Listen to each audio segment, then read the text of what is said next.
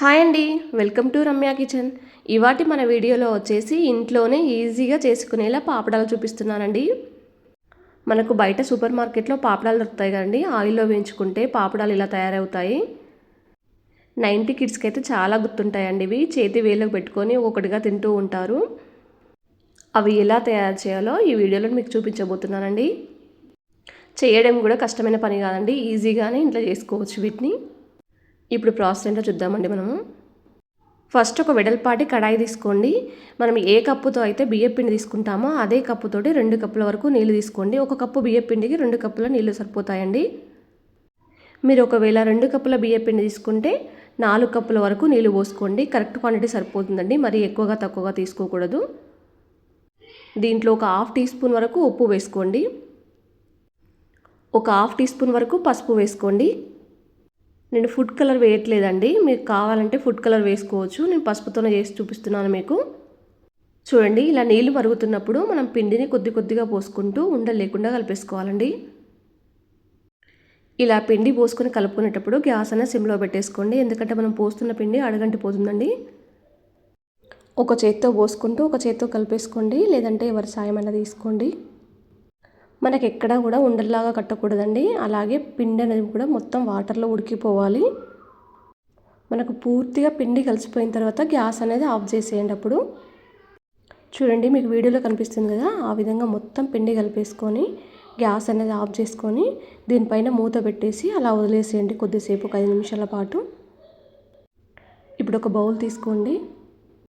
దాంట్లోకి ఒక half tea spoon వరకు ఆయిల్ వేసుకొని గిన్నెంతా స్ప్రెడ్ చేయండి చేతితోటే. చేతిలో కూడా కొంచెం ఆయిల్ రాసుకోండి. ఇప్పుడు మూత తీద్దామండి. పిండి కొంచెం ఉడికిపోయినట్టు అయింది, మనకు గోరువెచ్చగా ఉందండి ఈ పిండి అనేది. ఇప్పుడు చేతితోనే ఒక ముద్దలాగా కలిపేసుకోండి. 1 నిమిషం పాటు పిండి అంతా కలిపేసుకున్న తర్వాతనే ముద్దలాగా చేసుకోండి. ఇలా కలుపుకున్న పిండిని ఒక బౌల్కి మనం ఆయిల్ పెట్టుకున్నాం కదా, ఆ బౌల్లో మెల్లగా పెట్టేసేయండి. ఆయిల్ పెట్టడం వల్ల మనకు అడుగు అనేది అంటకుండా ఉంటుందండి, మాడిపోకుండా. గిన్నెలో సమానంగా అని దీనికి మూత పెట్టేసేయండి. ఇప్పుడు గ్యాస్ ఆన్ చేసి ఒక వెడల్పాటి బౌల్ తీసుకోండి. దాంట్లో 2 గ్లాసుల వరకు నీళ్లు పోయండి. మీ దగ్గర ఏదైనా ఇలాంటి స్టాండ్ ఉంటే పెట్టేసుకోండి, లేదంటే ఏదైనా మూత ఉంటే దాన్ని పోర్లిచ్చి పెట్టేసుకోండి. దానిపైన ఇప్పుడు ఈ గిన్నె పెట్టేసేయండి. దానిపైన మరొక మూత పెట్టి గ్యాస్ అనేది సిమ్లో పెట్టేసి ఒక 10 నిమిషాలు అలా వదిలేయండి. చూడండి, మనకు నీళ్ళు అనేది అలా బొర్లుతూ ఉండాలండి, అప్పుడే ఆవిరికి బాగా ఉడుకుతుంది పిండి అనేది. మనకి ఎక్కడ కూడా పాపడాలు అనేది పగులు రాకుండా ఉంటాయండి. ఇప్పుడు గ్యాస్ అనేది పూర్తిగా ఆఫ్ చేసి గిన్నె దించేయండి. మీకు వేడి మీద చూపిస్తున్నాను చూడండి, ఎంత పొగలుగా వస్తుందో. పిండి కూడా ఆవిరికి మంచిగా ఉడికిపోయిందండి. ఇది చాలా వేడిగా ఉందండి. మూత పెట్టేసి గోరువెచ్చగా అయ్యేదాకా పక్కన పెట్టేసేయండి. మనం వేడిగా ఉన్నప్పుడు పిండి తీసి చేస్తే పగుళ్ళు అనేది ఎక్కువగా వస్తాయి పాపడాలకి. చూడండి, ఇప్పుడు గోరువెచ్చగా ఉందండి పిండి. ఇప్పుడు కొద్ది కొద్దిగా తీసుకోండి. చేతితోనే ఒక పెద్ద ఉండలాగా తయారు చేసుకోండి. చపాతీ చేసే చెక్క కానీ, లేదంటే కూరగాయలు కట్ చేసే కట్టర్ అయినా కానీ పర్లేదు. దానిపైన ఒక పాలిథిన్ కవర్ కానీ, ఒక బటర్ పేపర్ కానీ ఉంచి దానికి 2 వైపులా ఆయిల్ అప్లై చేయండి. మనం పెద్ద ముద్దలాగా చేసుకున్నాం కదా, దాని మధ్యలో పెట్టేసి చపాతీ కర్రతో రోల్ చేయండి. మీకు ఎక్కడైనా కొంచెం మందంగా అనిపిస్తే చేతితోనే అలా అనేసేయండి, మనకు ఈజీగానే వచ్చేస్తుంది పల్చగా. అలా అని మరీ పల్చగా చేయకండి. మీకు వీడియోలో కనిపిస్తుంది కదా, ఆ విధంగా మందంగా చేసుకుంటే సరిపోతుందండి. దీన్ని ఇప్పుడు స్క్వేర్ షేప్లో కట్ చేసి పెట్టుకోండి. అప్పడాల మాదిరిగా చేస్తే పాపడాలు అనేటివి రావండి. పిండి ఎప్పుడు కానీ మనకు ఆవిరి మీద ఉడికితేనే పాపడాలు అనేది బాగా వస్తాయండి.